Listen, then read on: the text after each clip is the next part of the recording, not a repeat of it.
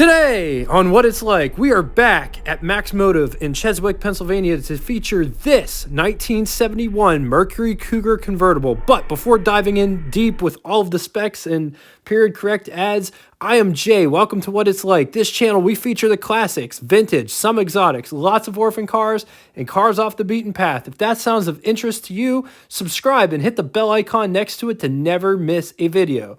If you'd like to get in touch with me, a couple ways are the best ways. Leave me a comment in the comment section. I read and answer all comments posted. I am not saying that for self-promotion. I am saying that this channel is different than all the other channels out there on YouTube.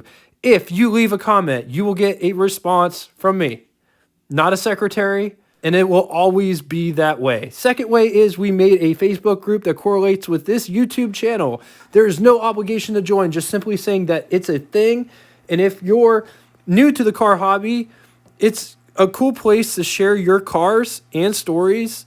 It is a car community on there. I wish YouTube made it more personable to share pictures and stories of your cars on YouTube, but it's not like that. Not right now anyway. But who knows? Maybe they'll change it in the future. Anyway, if you're interested in any of that, the link will be in the description. Let's talk 1971 Mercury model lineup. These aren't in any particular order. Comet, Cyclone, Montego MX, Monterey, Marquillis, Capari, and then there was the Cougar. Cougar name goes back to 1967 when Mercury made a more luxurious version of the Mustang to compete with the Pontiac Firebird that was also debuting in 67. Mercury offered the Cougar from 1967 to 2002 in 8 generations. 1971 falls in the second generation, which ran from 1971 to 1973. It was available as a hardtop or a convertible. This generation still shares the chassis with the Ford Mustang and the Ford Falcon. For those that don't know, there was an Xr7 package. What did that include? Because I've always wondered, what is so special about the Xr7? Does it include different engines? No, not for this year. It didn't include different engines. The package was leather seats, gauge package, which included a tachometer, Xr7 hubcaps, deluxe door panels is what you got with the Xr7, and you could have the Xr7 as a coupe or a convertible. Let's talk specs. 196.7 inches long, 75.8 inches wide, 50.4 inches tall, rides a wheelbase of 112.1 inches, weighs 3,635 pounds, price $3,875, which is equivalent to you spending $28,337.35 in the year 2022. Production total 1971 Mercury production was 365,310 units, of which 62,864 were Cougars, and of that number, only 1,723 were convertibles. Moving on to engines, 3 engines on offer, starting in the basement, 351 cubic inch displacement, overhead valve V8, 5.8 liters, makes 240 horsepower at 4,600 RPM with a bore of 4 inches and a stroke of 3.5 inches. Compression is 9-to-1, wrapped in cast iron, fed with a 2-barrel carburetor. Moving to the middle engine, which is also a 351 cubic inch displacement overhead valve V8, making 285 brake horsepower at 5,400 RPM. Bore and stroke are the same. Compression, however, is 10.7-to-1. Wrapped in cast iron, fed with a 2-barrel carburetor. The V8 at the top of the heap was a 429 cubic inch displacement overhead valve V8, 7 liters, makes 320 horsepower at 4,400 RPM. Bore of 4.4 inches and a stroke of 3.6 inches. Compression was 10.5-to-1. Cast iron, 2-barrel carburetor. Moving on to transmissions, 3 transmissions on offer, 3-speed manual console-mounted shifter, 4-speed manual Hurst shifter, automatic select shift. Before getting into all of it, just take a minute and look at this car. Honestly, you don't see many of these cars, and this example is absolutely gorgeous. I personally love the styling of this car. I love where the light hits it and all the lines that you see. Just take a look at it. Look how gorgeous this body design is. I love the finned look in the front with the grille and the fins behind the lights. Just a gorgeous, gorgeous body design. Getting inside and checking out this door panel. So just check out the materials used. Look at how wide the armrest is. This is the door handle to get out.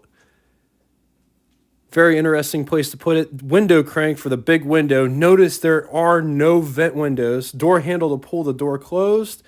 This is a joystick style driver's side mirror coming down inside the footwell down here. Brake release as well as emergency brake pedal. Lights, brake pedal, gas pedal. Here's what over the hood looks like. Here's what first person looks like. Lots of room underneath the steering wheel. Sun visors, no mirrors. There is a nice big mirror for the rear view. On to the button switches and knobs. 4 pods sit directly in front of the driver, starting on the left-hand side and moving to the right-hand side. Gas gauge, as well as seat belt warning light. Left turn signal indicator. The pod next to it has 3 idiot lights inside. High beam at the top, brake and oil lights. Speedometer is in the pod next to that with an odometer at the bottom. Final pod has the temperature gauge, right turn signal indicator, and an alternator light. Just below that is the button that controls the convertible top, windshield wipers, as well as washer feature, and the lighter. Moving to the center, notice the in-dash vents at the top, just above the Cougar badge. Just below the Cougar badge is the radio. Just below that is the climate control. And what I mean by climate control is generally heater and ventilation settings. Clock is right below that. Gear selector. Drive select modes read park, reverse, neutral, drive, second, and first. Coming to the under the hood section, just notice where you put your hand for the lever of the hood. It's up inside there. There's a secondary catch. But here is what the engine looks like. This one's got a 351, 2 Venturi carburetor underneath that massive air cleaner. There is a lot of piping going on in this engine, if you can't already tell. This car also has AC. Here is a real quick gander of what the trunk looks like. It's an absolutely massive trunk for the size of the car, as well as there's a full-size spare in the back here. This car is for sale at Max Motive in Cheswick, Pennsylvania. So if you're interested, I will post the link in the description. It is one of the cleanest, it is probably the cleanest convertible of a Mercury Cougar that I've seen from this year. And they only made 1,723 of these. So they're very rare. And I have no idea how many have survived, but probably not all of them survive. So this one is definitely worth going to look at if you're in the area and you're into this type of car. And tell them Jay from What It's Like sent you there.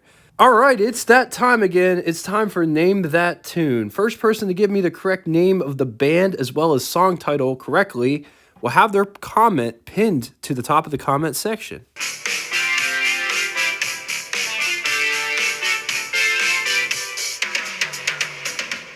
That is such a great song. I know it's not from the time period, but still a great song. I don't think we're going to do Name That Tune as far as like time styles go, because when you start getting into the 30s cars, I don't think anybody would know the music from the 30s. That was just a side note. Anyway, thank you all so much for coming out. I appreciate all of the support. And until next time, toodaloo!